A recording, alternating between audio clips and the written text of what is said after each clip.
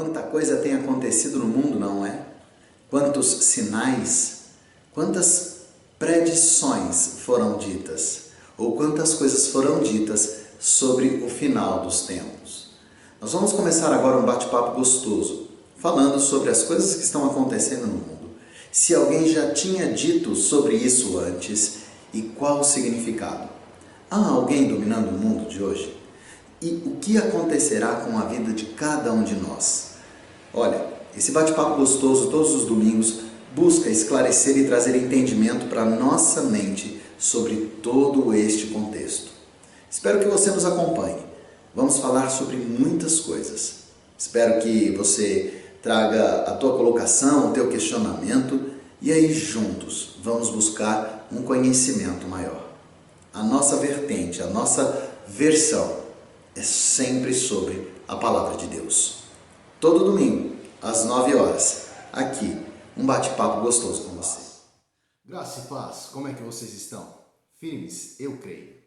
Estamos falando sobre o final dos tempos, dissemos já muitas coisas a respeito disso. E hoje nós vamos falar sobre a igreja.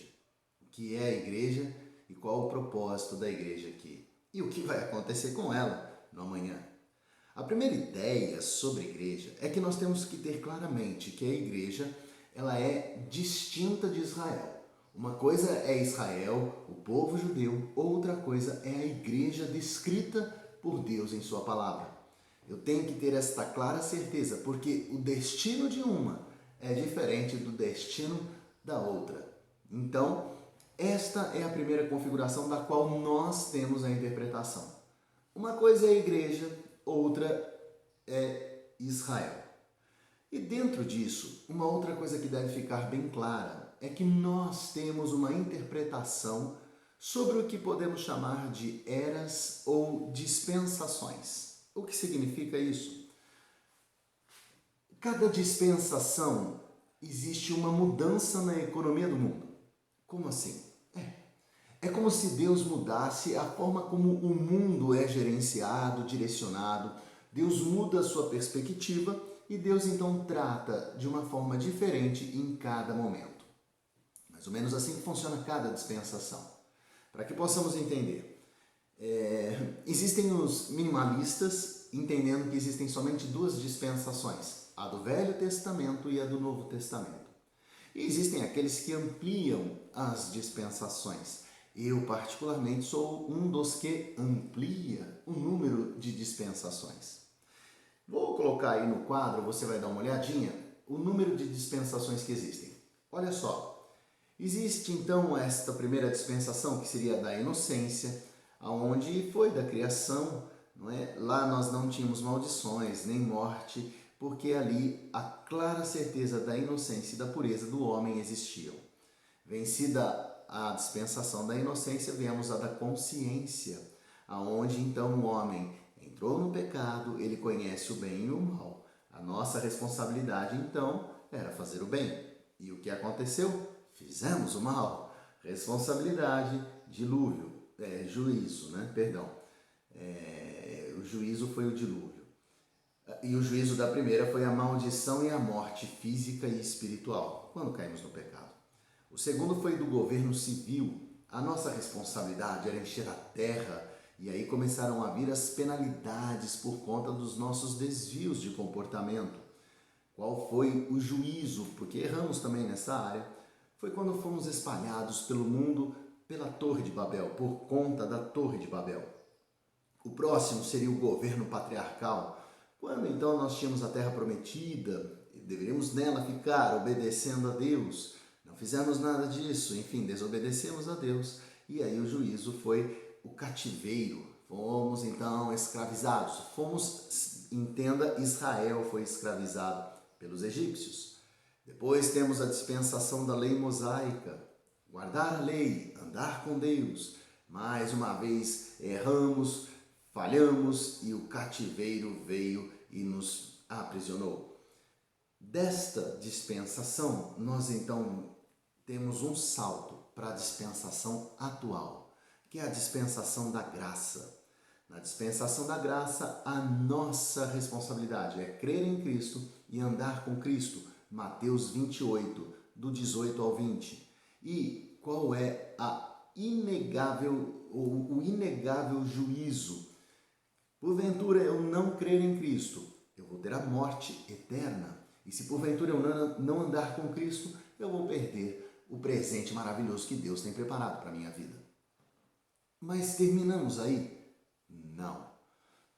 Cremos ainda numa última dispensação, que é a do milênio. No milênio, nós vamos crer e obedecer Cristo e o seu governo, e vamos andar com Ele. Neste, nós teremos então, isso agora sim, para a igreja, tá? A partir da graça, nós temos a igreja já envolvida nisso tudo. Nós temos a morte para aqueles que não acreditam em Cristo e temos o julgamento do grande trono branco. E aí nós vamos falar um pouquinho mais dele agora. Então, volta comigo aqui. Olha só, a igreja então é distinta de Israel, e isso é claro, tá bom? Isso é inegável. Nós temos uma clara certeza que a igreja hoje está caminhando na dispensação da graça. Somos salvos não pelas obras, nem por cumprir uma lei, mas pela graça do Senhor. Para que isso aconteça, temos que acreditar no nosso Senhor e Salvador, Jesus Cristo. Até aqui está tudo bem. Primeira pergunta, tá, mas qual a função da igreja? É simples. A função da igreja está descrita em inúmeros lugares, mas eu vou pegar 2 versículos. Primeiro, Mateus 3 diz: arrependei-vos, pois o tempo está próximo, não é? Eu vou ler exatamente como diz Mateus. Arrependei-vos, porque está próximo o reino dos céus. Porque este é o referido por intermédio do profeta Isaías. Voz do que clama no deserto, preparai o caminho do Senhor, endireitai as suas veredas. Quem falava isso? João o batizador. E de quem ele dizia? Jesus. O reino está próximo. O reino, qual reino? O reino milenar. E ele falava, olha, se conserta, se arruma, aceita Jesus Cristo, porque está próximo o fim desta dispensação que virá. E então teremos a oportunidade de adorar com Deus. Mateus 3 diz isso. E Mateus 28, vamos lá, é o último versículo de Mateus, que também nos traz a clara certeza. A partir do 19, ide, portanto, fazei discípulos de todas as nações, batizando-os em nome do Pai, do Filho e do Espírito Santo, ensinando-os a guardar todas as coisas que vos tenho ordenado. Quem dizia aqui? Jesus. E para quem era este recado? Para a igreja, para aqueles que viriam. Isto é chamado a grande comissão. Então a função da igreja na era da graça é pregar o evangelho para que as pessoas conheçam a Jesus, se endireitem em seus caminhos, se arrependam dos seus pecados e ganhem a salvação. Mas vai além. A função da igreja é ensinar para que todos cresçam com Cristo e ganhem então o galardão. É essa a ideia da igreja atual. A igreja no momento do hoje, ela está claramente descrita na função de seguir os mesmos passos de João, o batizador, pregando que o reino está próximo, arrependam-se, cresçam com Cristo e salvem as suas vidas. Enfim, essa é a nossa função nos dias de hoje. Mas e o que vai acontecer com a igreja no amanhã? Então, olha só. A primeira ideia é que a igreja ela tem um plano singular com Deus. Ela nasceu de forma inesperada em Atos 2. Ela, segundo diz em Romanos 16, Efésios 3, ela era um mistério no Velho Testamento. E da mesma forma como aconteceu, iniciou de forma súbita e inesperada, também terminará de forma súbita e inesperada. E o que isso nos traz à mente? Olha, o Novo Testamento é claro em dizer que os planos de Deus para Israel são um e os planos de Deus para a igreja são outro. A igreja vivenciará a plenitude do arrebatamento. A igreja verdadeira será levada da terra antes dos tormentos que hão de vir, antes da grande tribulação, coisa que não acontecerá com Israel, Porque se para Israel a aliança de Abraão ela ainda está por ser cumprida, para nós, Igreja de Cristo, a promessa já se cumpriu em Cristo. Então, nós já vencemos uma etapa e seremos levados daqui como Jesus Cristo. Então, isso tem que ficar claro. Eu não posso ter dúvidas sobre isso, porque entendo, eu vou estar igualando a igreja para com Israel. E a igreja não se iguala a Israel. A igreja tem um caminho diferenciado do caminho de Israel.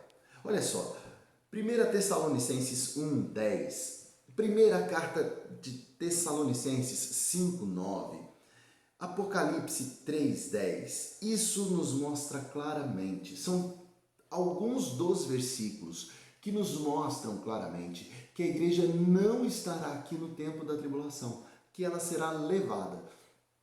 Falamos disso semana passada. As 7 igrejas são claramente uma demonstração do que acontecerá, como de fato já tem acontecido, desde quando a igreja foi criada, Atos 2, até o momento do arrebatamento. Serão estas igrejas que surgirão ao longo deste período, desta dispensação, desta era. Então eu tenho que ter esta clara certeza, porque naquela demonstração das 7 igrejas eu percebo aí sim que existirá uma apostasia, uma separação, um distanciamento da fé verdadeira. Algumas igrejas vão se afastar da fé em Cristo e vão pregar falsas doutrinas, apostasia. Isso tem que acontecer para que se cumpra a palavra do Senhor. Você quer ver 7 versículos que demonstram claramente isso da igreja nos últimos dias? 1 Timóteo 4, do 1 ao 3. Segunda carta a Timóteo 3, 1 ao 5.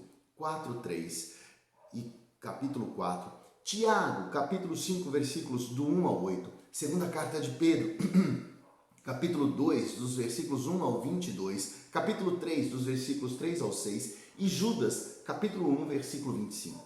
Olha só, cada uma destas mensagens de Deus fala por repetidas vezes que uma das características dominantes nos últimos tempos seria a apostasia. E aí sim eu falo do distanciamento da fé verdadeira. E, gente, vamos ser sinceros, o que tem de pregação diferente acontecendo por aí, não é? Parece que um fala, olha, para ser salvo faça isso, e outro fala, para ser salvo faça aquilo. Pregações distintas. Uma delas, inegavelmente, é falsa. Uma delas está desviando, inegavelmente, a igreja verdadeira, ou tentando desviar aqueles que buscam a igreja verdadeira. Existe uma diferença entre a cristandade e a igreja verdadeira. A cristandade significa tão simplesmente que as pessoas declaram e aceitam Cristo, que Cristo existiu, mas não significam que aceitaram Cristo como Senhor e Salvador. Olha, com todo respeito, quase todas as religiões das quais conhecemos declaram Cristo. Mas será que todas elas seguem a Cristo? Será que todas elas declaram Cristo como prioridade de vida? Porque se não, então elas não são e não fazem parte da igreja verdadeira.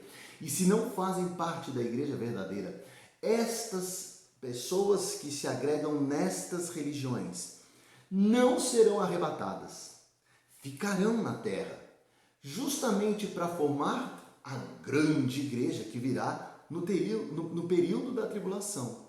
Uma igreja que vai declarar uma falsa doutrina, que se afastará inegavelmente de Deus, para que então aqui na terra nós tenhamos o cumprimento, mais uma vez, da palavra. A grande prostituta então vai cair. Sinal claro de que depois de um período da tribulação, esta grande igreja vai ser extinta. Então, irmãos, é inquestionável que a igreja tem uma função hoje, e essa função hoje significa que ela tem um papel singular. Olha só, você quer ver mais uma vertente sobre a distinção de Israel para com a igreja? Será que os israelenses, será que os judeus, eles têm a função hoje de pregar Jesus como seu Senhor e Salvador? Creio eu que não. E por que eu sei disso? Porque eles não fazem, porque eles não aceitam Jesus Cristo. Então eu não posso igualar Israel com a igreja. A igreja, de forma diferente, crê piamente que Jesus Cristo é o nosso Salvador. Já veio e já cumpriu a parte da sua promessa de caminhar na terra e ser levado na cruz para pagar os meus pecados. Os judeus não acreditam nisso. Então a minha função hoje, ela é bem diferente da função dos judeus. A minha função, digo, a função da verdadeira igreja. Eu não posso ter qualquer dúvida sobre esta situação. Não posso, tá? E só para que saibamos, né? Então, olha só. O que está para acontecer com a igreja? Qual é o próximo grande evento? O arrebatamento. De forma súbita e inesperada, seremos tirados da terra e levados para o céu. Depois, participaremos de um grande julgamento, que é o julgamento do trono branco. E lá serão identificadas as obras de cada um e cada um receberá um presente específico preparado por Deus. Depois, participaremos do grande governo de Cristo na terra. Por 1000 anos, participaremos do milênio. E sobre esse governo relacionado ao milênio, pelo menos 2 versículos me mostram isso. Mateus 19, 28, e eu vou ler com você. Mateus 19, 28, diz assim a palavra do Senhor. Jesus lhes respondeu: em verdade vos digo que vós, os que me seguistes, quando na regeneração o Filho do Homem se assentar no trono da sua glória, também vos assentareis em 12 tronos para julgar as 12 tribos de Israel.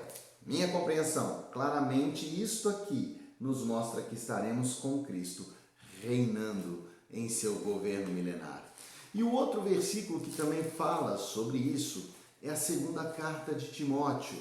Segunda carta de Timóteo, capítulo 2, versículo 12. Paulo diz assim: se perseverarmos, também com ele reinaremos. Se o negamos, ele por sua vez nos negará. Meus irmãos, é inegável que a igreja será arrebatada. Eu não tenho dúvidas sobre isso. Até porque, e outra, né? É inegável que faço parte da igreja verdadeira. Porque eu creio que eu vou ser arrebatado também. Eu não posso duvidar disso, tá?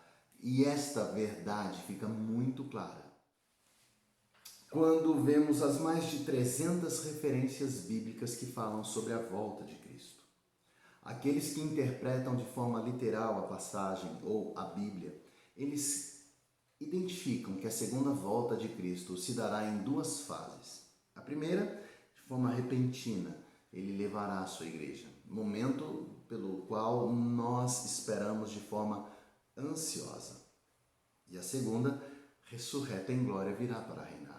Eu não posso duvidar disso. A sua promessa em João 14, dos versículos 1 ao 3, nos dizem claramente isso. Mas, segunda carta aos Coríntios, capítulo 5, dos versículos 8 e 10, também nos mostram a clara certeza de que tão logo tenhamos o arrebatamento, venhamos a ser tirados da terra, vamos participar das bodas do Cordeiro. Eu não posso ter dúvidas. E depois desceremos para com Cristo aqui reinar. Paulo, na primeira carta dos Coríntios, capítulo 15, que o mistério vos conto, nem todos dormiremos, mas seremos transformados. O que Paulo queria dizer ali? Paulo, inegavelmente, queria dizer sobre o arrebatamento. Porque quando a igreja for arrebatada, e olha, a igreja verdadeira é feita por homens pecadores. Mas quando do arrebatamento nós teremos uma transformação em nosso ser. Porque Cristo não anda com o pecador. Então nós seremos transformados, tal qual Paulo diz em sua primeira carta aos Coríntios, no capítulo 15. Então, meus irmãos, a igreja, nos tempos atuais, ela é feita para adorar a este Deus maravilhoso, pregar o evangelho para toda criatura e ensiná-los a caminhar com Cristo. A igreja verdadeira está ansiosamente esperando pelo arrebatamento, momento do qual subitamente será tirada da terra. Participará então do julgamento de Cristo, do grande trono branco, aonde aqueles que lá estiverem vão receber presentes especiais pelas suas obras. Terminado isso, estaremos nas bodas do Cordeiro, e então, depois de 7 anos, pelos quais aqueles que ficarem na terra passarão pelo período da grande tribulação, a igreja volta junto com Cristo para, com honra e glória a Cristo, ajudá-lo no governo da nação. Este governo dos 1000 anos, só antecipando rapidamente, servirá para restaurar o relacionamento de Cristo com os judeus. Enfim, eis resumidamente o que nós cremos para a condição atual da igreja e o que está por acontecer. E olha, arrependam-se, endireitem os teus caminhos, porque é próximo o reinado do nosso Senhor. Em nome de Jesus, que você tenha uma semana de redenção no Senhor, prostração no altar do Pai e entrega para Cristo de todo o teu ser. E que assim sigamos em todo o tempo, para juntos com o Pai reinarmos aqui. Fica com Deus, viu? Uma semana gostosa para você. Isso se Cristo não vier a nos buscar antes, porque se Ele vier a nos buscar antes, teremos uma vida maravilhosa na eternidade com o Pai. Fica na paz.